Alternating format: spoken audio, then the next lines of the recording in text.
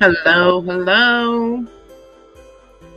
Welcome to my channel, or welcome back if you've been here before. Today we are talking about types of grief. Now, this is the second part of my grief series, and we are going to get into it and jump right in. On the first part, which you can go back and check that video out, it will be at the end of this video, a link to click on if you want to check that out. We touched on the 7 stages of grief. What exactly does grief mean and how it relates to loss, mourning, and bereavement.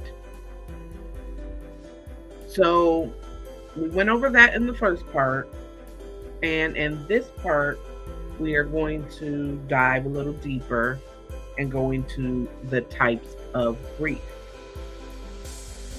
And in researching, I learned that there's many different forms of grief, and they definitely add loss into the equation, and it doesn't always mean someone passing away.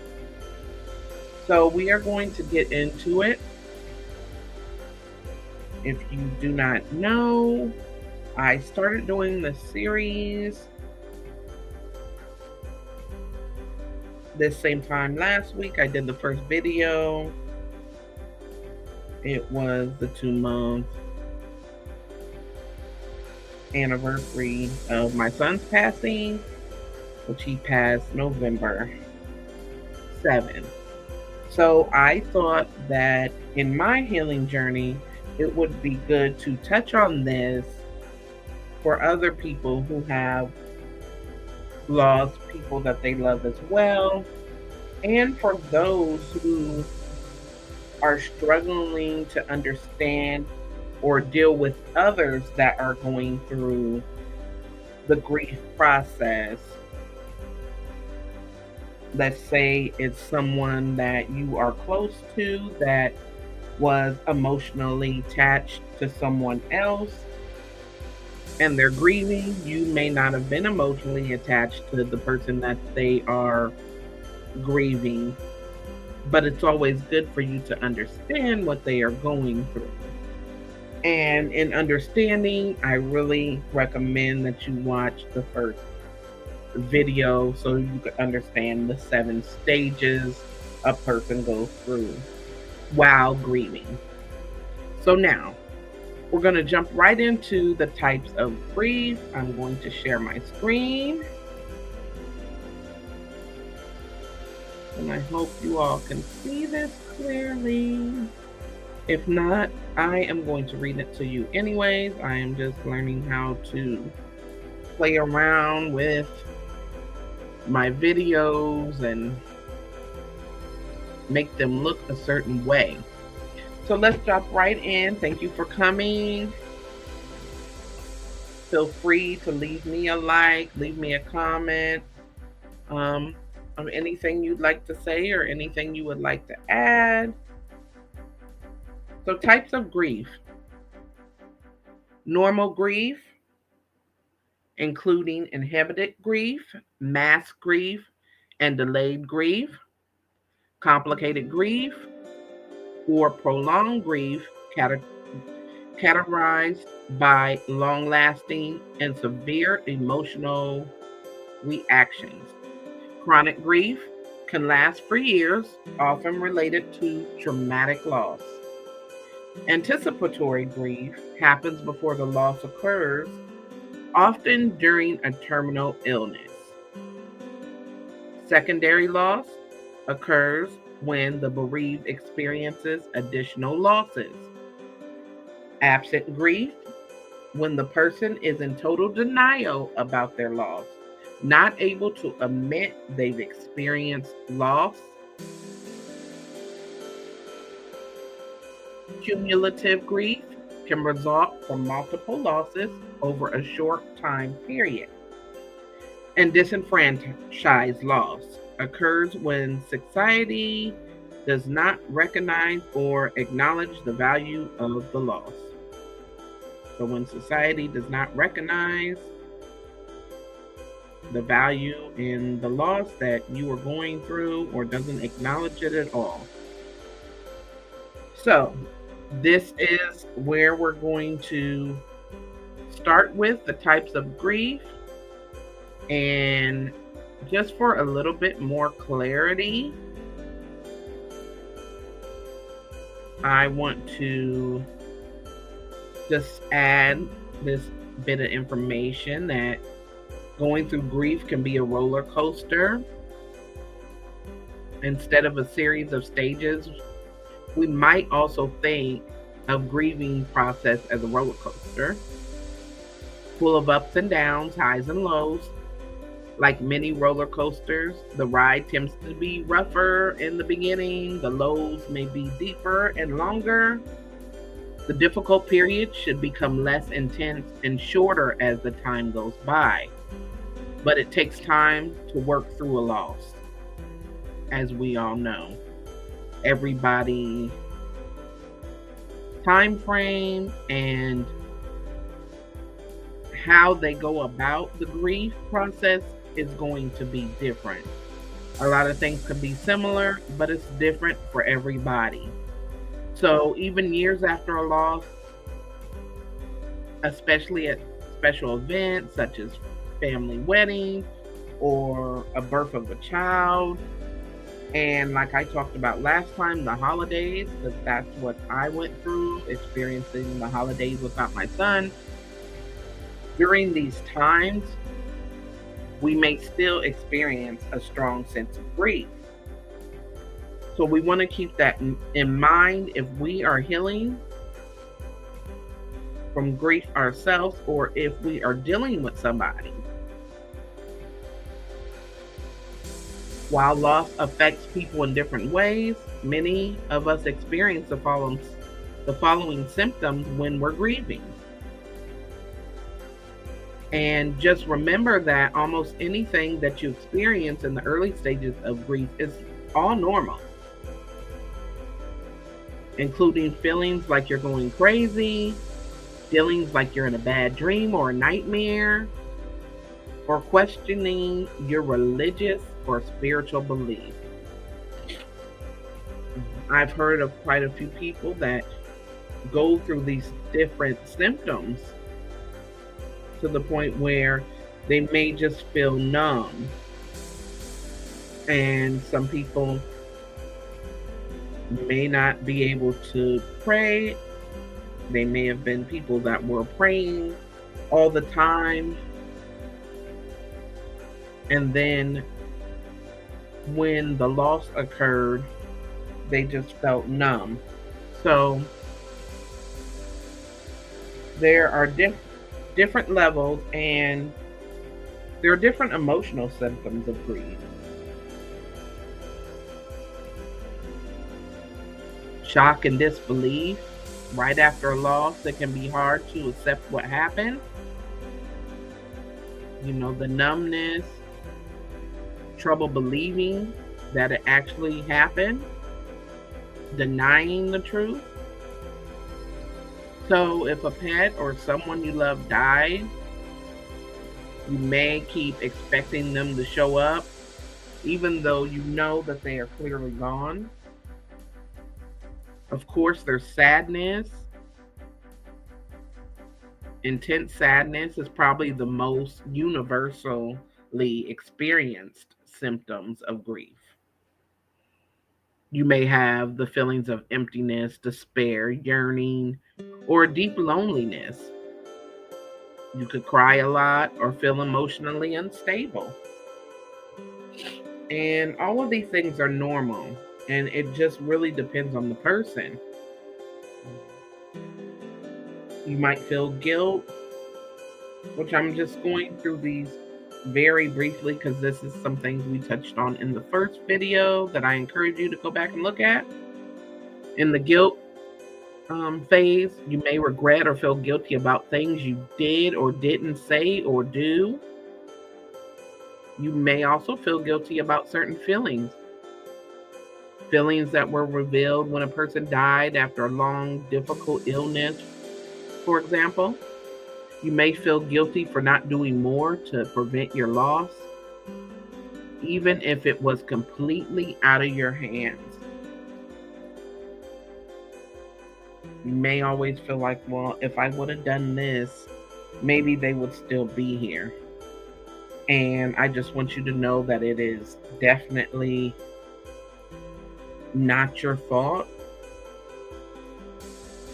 when people pass away, unless we are the ones that took their lives.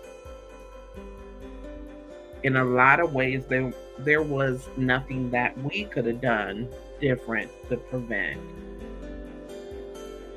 Um, could be a feeling of fear.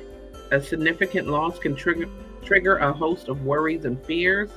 If you've lost your partner, your job, or your home, for example, you may feel anxious, helpless, or insecure about the future. You may even have panic attacks. The death of a loved one can trigger uncertainty and fears about your own mortality or facing life without that person. Like we said, feeling empty. What are you going to do now? Or the responsibilities of facing everything alone. And of course, anger. And it's natural to feel anger. It's part of one of the stages of grieving. Even if the loss was nobody's fault, you may just feel angry and resentful. If you've lost a loved one, you may be angry with yourself, the doctors, God, or even the person that died for abandoning you. You may feel the need to blame someone for the injustice that was done to you. And there's many cases of people feeling angry and the loss just sending them in rage or having an attitude where it's screw everybody and everything, blaming and all kinds of things. So a lot of times anger is associated during the grief process. But these are all normal. Now, we will go back and touch on some physical things that could affect you physically in just a moment, but we're going to get on to a little bit more explanation of the types of grief. I just wanted to give you a brief rundown there of certain things that you could feel emotionally and what that looks like. The most common sources of grief stem from bereavement, the death of a loved one, the death of a pet, divorce, or relationship breakup.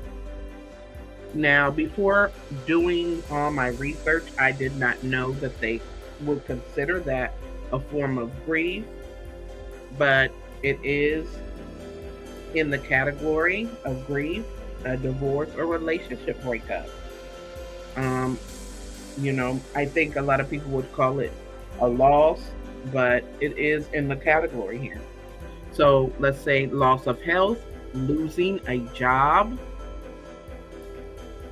loss of financial stability, a miscarriage, retirement, loss of a cherished dream, a loved one with a serious illness, and loss of friendship, loss of safety after trauma, and they even have selling the family home. So all these could be associated with grief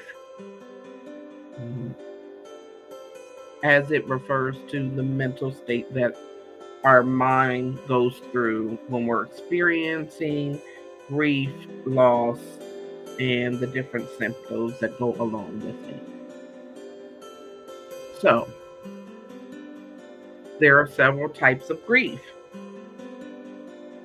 Anticipatory grief, grief that occurs before death, either for the person dying or their family. Someone could be terminally ill. You know that they are going to pass. You see them passing away.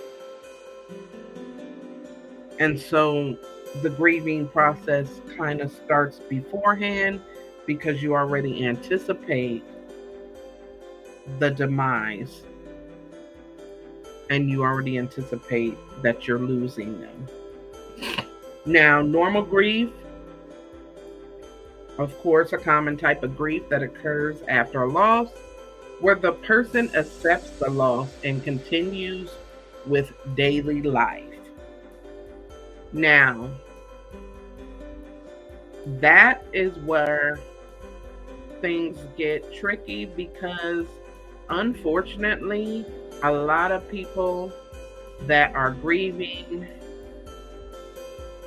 just don't snap back out of it that fast. And like I said, the time frame for everybody is different. I have my good and bad days, and I know a lot of people do. The thing we want to work on is healthy grieving. And as we're going through this series, like I said, this is the second part, we're going to touch more on healthy grieving. Now, there's complicated grief. Grief that lasts longer than normal, causing extreme distress and affecting multiple areas of life. And that's, like I said, people just don't bounce back as quick. They are going through the stages, they are going through the motions, they are really down in the dumps. They don't see the upward turn. They don't feel any hope. It hasn't set in, and it goes on like this for a long time. They're not accepting to the fact that they've lost something or someone like this, and they stay stuck in grief and sadness or either anger. And this type of thing could definitely cause physical symptoms as well, which brings me into inhibited grief. When someone represses their emotions, which can also lead to physical symptoms like anxiety, panic attacks, or an upset stomach. I think a lot of us know that whatever stresses that we are going through could affect us physically as well. I'm pretty sure we've heard about people that go through things and their hair starts falling out, or they're not eating anymore, they're not sleeping anymore. So these things start to have effect on their body and their well-being, mentally and physically. Panic attacks. They said upset stomach. So if you are not dealing with grief in a healthy manner, these things are more likely to happen than the people that would go through normal grief. Now, we also have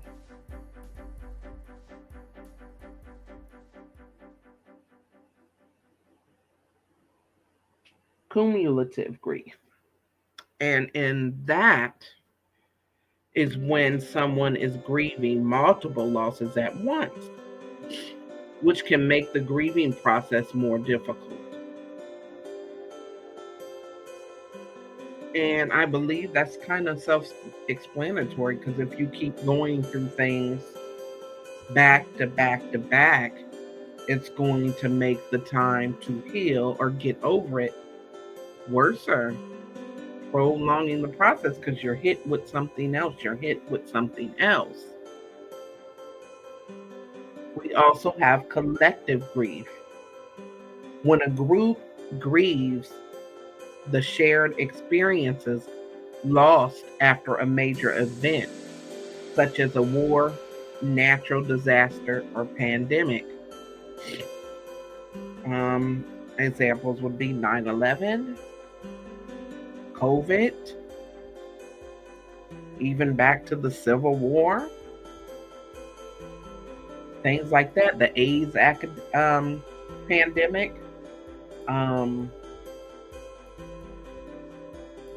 even the fires that are going on now in California.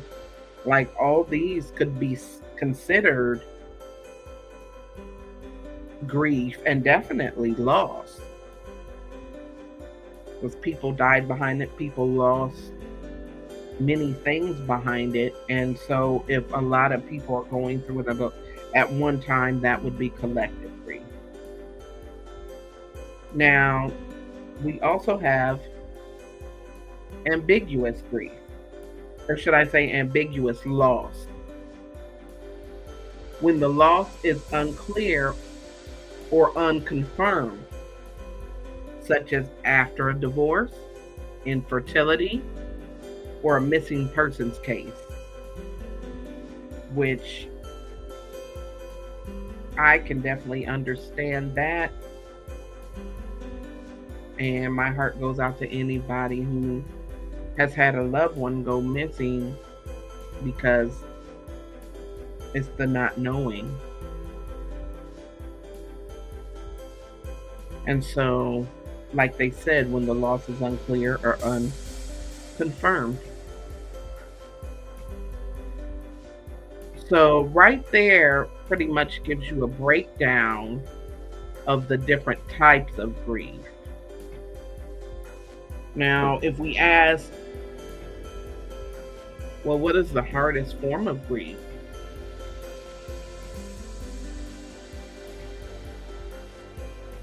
And in many situations, they say it's a loss of a child, loss of your life partner, your spouse, significant other, however you want to put it, and a suicide or homicide loss are among the most difficult. Now, that definitely doesn't discount the loss of anyone else in someone's life, because I believe that they are all difficult. You know, losing a grandparent could be losing a parent, a friend, a cousin, an aunt, or uncle, whatever it is, and whoever it was. It can all be difficult. I think it's difficult based on the closeness, probably, of the relationship.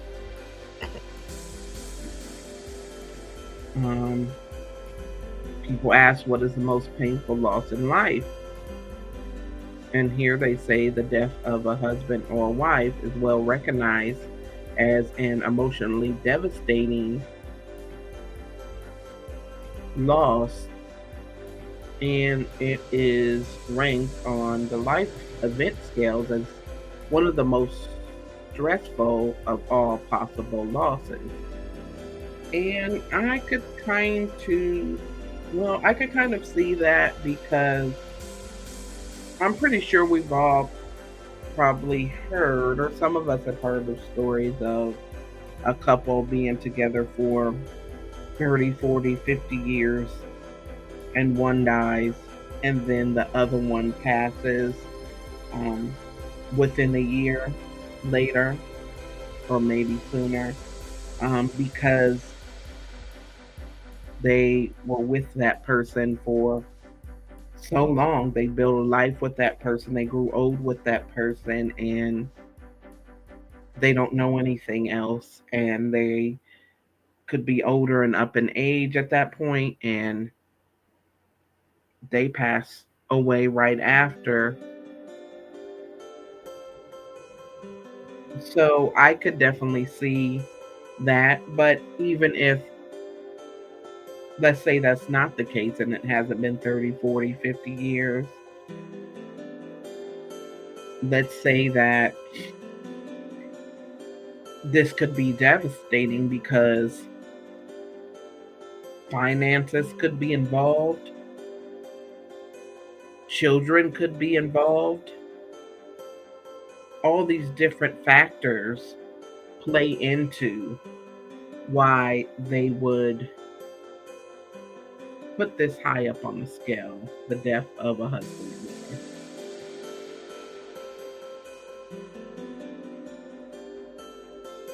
And some people ask, is there a hierarchy of the grief, which we're pretty much talking about? At the top is the loss of a child, spouse or partner, parent or sibling, grandparents, or elderly relative. Friends and colleagues, they say, usually come in last, which is important. They're not saying it's not important, but on the most devastating scale, I think they are rating that as a hierarchy. But in my opinion, it depends on how close you were with the person. Um, we also went over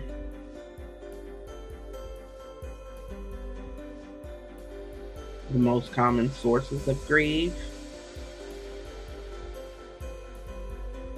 And we are going to touch now of physical symptoms of grief,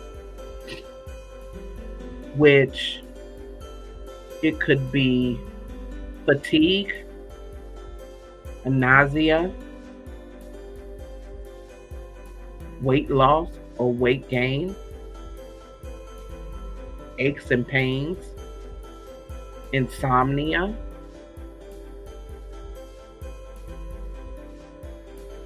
lowered immunity.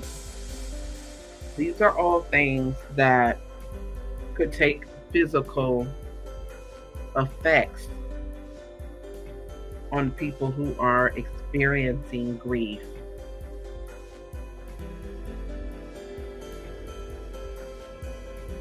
This is while we are going through a tragic situation,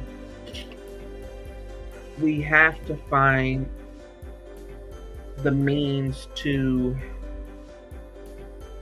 get on the upward turn. And the upward turn is when we have accepted the loss,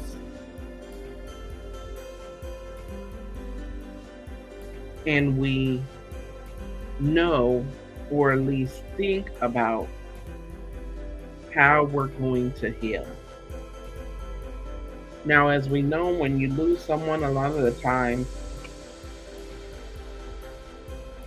you may be heartbroken forever.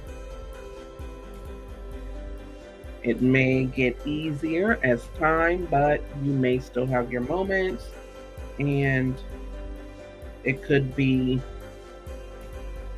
that you haven't had an episode or any tears or anything of that nature for a year or so, and then one day something reminds you, and that's okay. That is totally fine.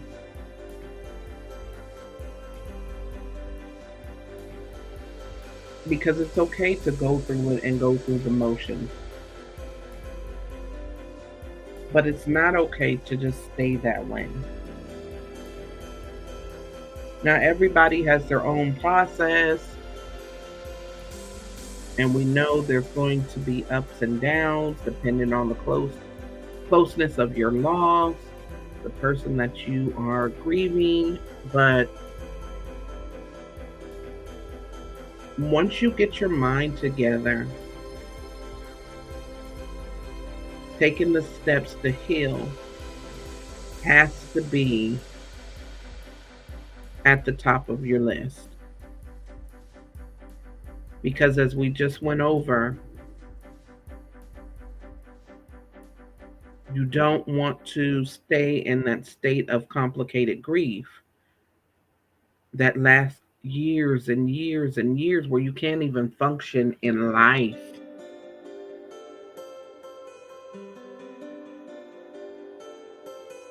Grief is normal. Don't suppress it. Go through the motions because going through the motion is what's going to help you heal. You don't want to be the person that represses it and is in denial and acts like it never happened. Because that could be worse in the end. You have to go through the motions, no matter what the motions look like for you, whether it's anger, whether it's sadness, whether it's staying busy, whatever it looks like for you, whatever you need to go through before you can get on the upward turn, you do that. But don't lose yourself in the process. It's perfectly normal to feel angry, to feel sad, to feel hurt, to be heartbroken. It's all perfectly normal.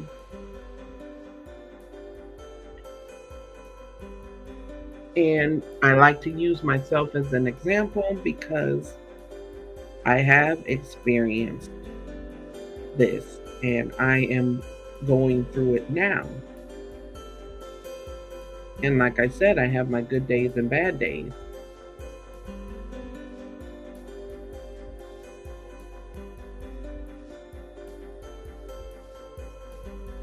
No,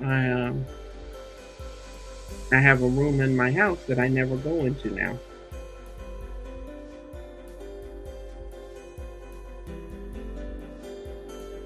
Because once I go in that room,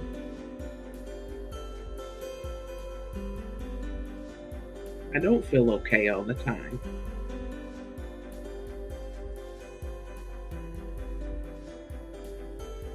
And it took me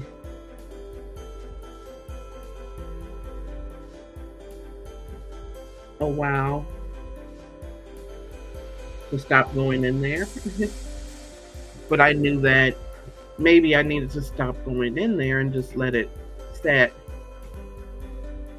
for a while so that I can go through the motions.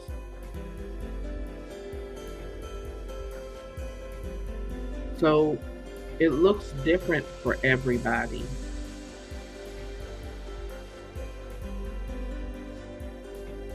It just looks different for everybody, but I just decided that I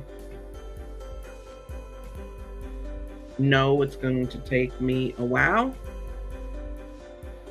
to get completely where I want to be, and I know it's something that I'll never forget, and that my son will always be in my heart, but I know that he wouldn't want me to be in a in a state of depression where I can't function.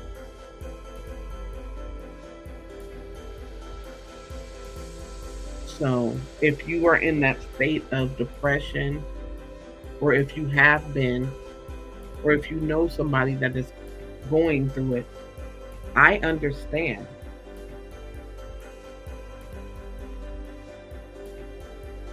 And the thing that has carried me through has been my faith.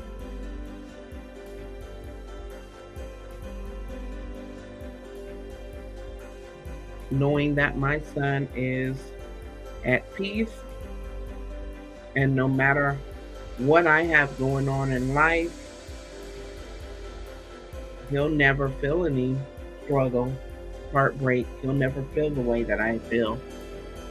And that's the part that brings me some kind of peace. He'll never feel the pain that I feel.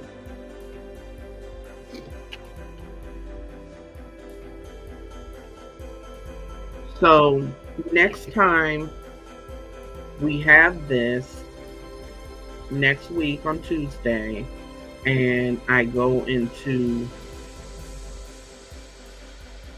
different steps of healing. I know we're going to touch on that the next time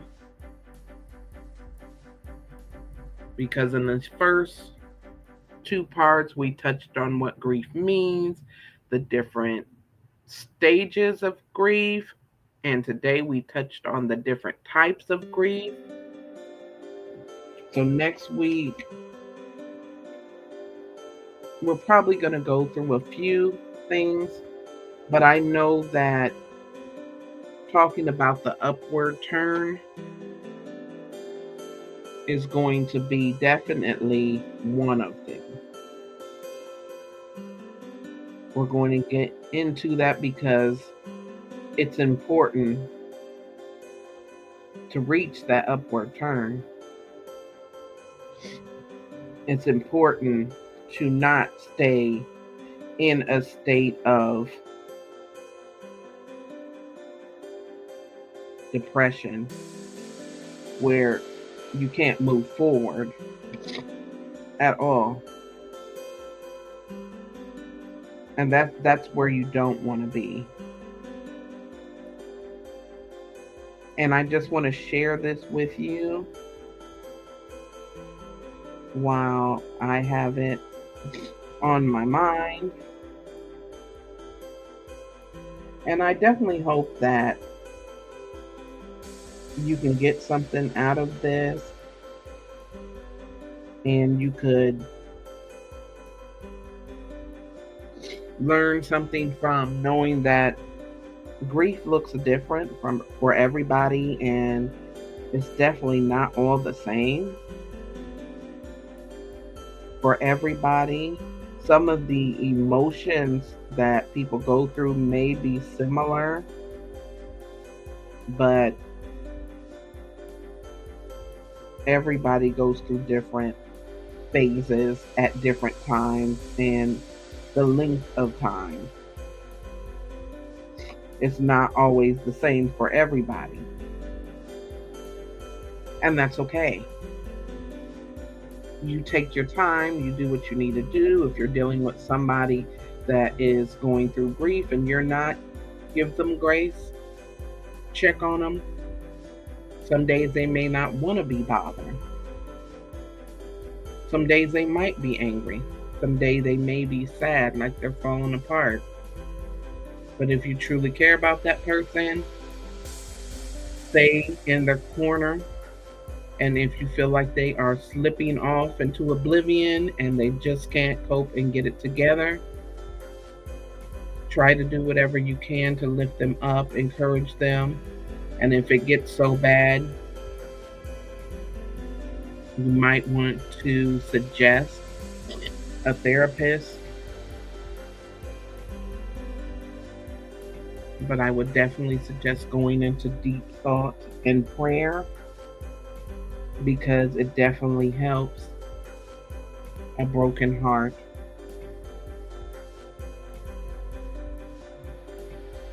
And in Psalms 30:11, it simply says, "Thou hast turned for me my mourning into dancing. Thou hast put off my sackcloth and girded me with gladness." And in this verse, I thought it was appropriate because it is just basically saying that those of us that are in mourning, one day the mourning will turn into dancing, where we won't be so sad, so stressed or depressed, and it won't affect us like it once was, and we will be filled with gladness and joy again. And I think that's what it's about. And if it's not even joy, it's getting your peace back. And that is very important. It's all about healing and having peace, accepting that there's a loss, not repressing it, but accepting it. And if that person that passed away really loved and cared for you, I'm sure they would want to see you doing good and not down in the dumps. So definitely do it for them. Strive to be the best version of yourself. Use this as motivation to soar higher than you ever soared before.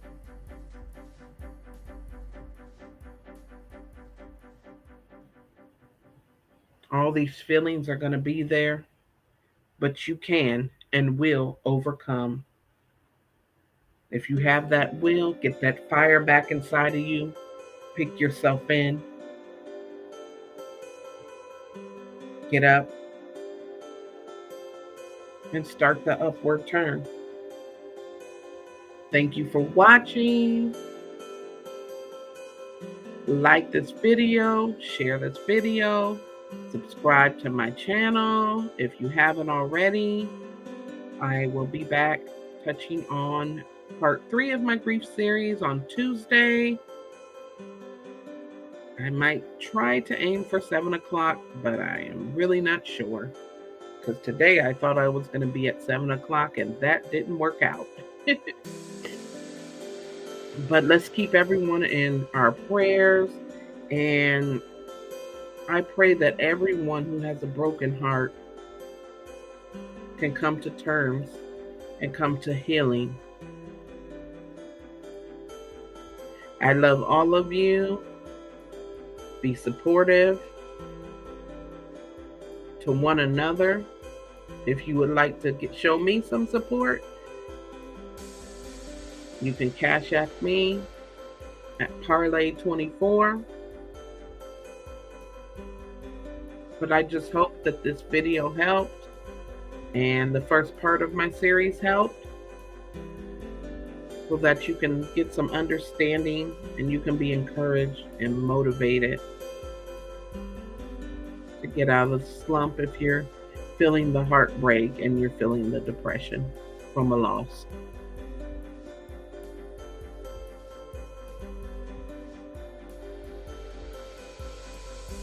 Have a wonderful evening and God bless.